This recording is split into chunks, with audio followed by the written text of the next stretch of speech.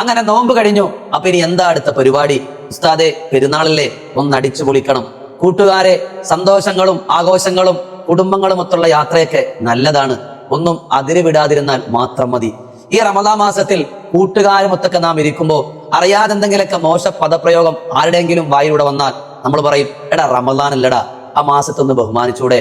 എന്നാൽ ഈ റമദാൻ എല്ലാം നമുക്ക് തന്ന അള്ളാഹുവിനെ ബഹുമാനിച്ചുകൊണ്ട് ജീവിതകാലം മുഴുവൻ നാം ആ തെറ്റിൽ നിന്ന് മാറിന്നാലോ? വർഷത്തിൽ ഒരിക്കൽ നന്നാകേണ്ടവരല്ല നമ്മൾ, വർഷം മുഴുവൻ അള്ളാഹുവിന് വേണ്ടി നന്നാകേണ്ടവരാണ്. റമദാനിൽ പലരുടെയും ദുശീലങ്ങൾ നമ്മൾ എല്ലാവരും മാറ്റിവരാ. സിഗരറ്റ് വലിക്കുന്നവർ അതൊക്കെ ഒഴിവാക്കി. അവ നമുക്കിതൊന്നും കഴിയാത്തതല്ല, മനസ്സ് വച്ചാൽ സാധിക്കാത്തതൊന്നുമല്ല. ഒഴിവാക്കിയ ദുശീലങ്ങളൊന്നും ഇനി ആവർത്തിക്കാതിരിക്കുക. എന്തായാലും ഖുർആൻ ഓതാനും നന്മ ചെയ്യാനും പള്ളിയിലൊക്കെ പോകാൻ തുടങ്ങിയല്ലേ, അതൊരു ശീലമാകട്ടെ, അത് ജീവിതത്തിന്റെ ഭാഗമാകട്ടെ. ഇനി ആരും ഞങ്ങൾ ഉപദേശിക്കാണെന്ന് വരണ്ട കേട്ടോ.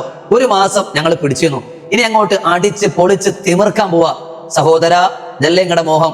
എന്നാൽ അടുത്ത റമദാൻ വരെ നാം ഇല്ലെങ്കിലോ? അതിനു മുമ്പ് മരണം നമ്മളെ കാർന്നെടുത്താലോ?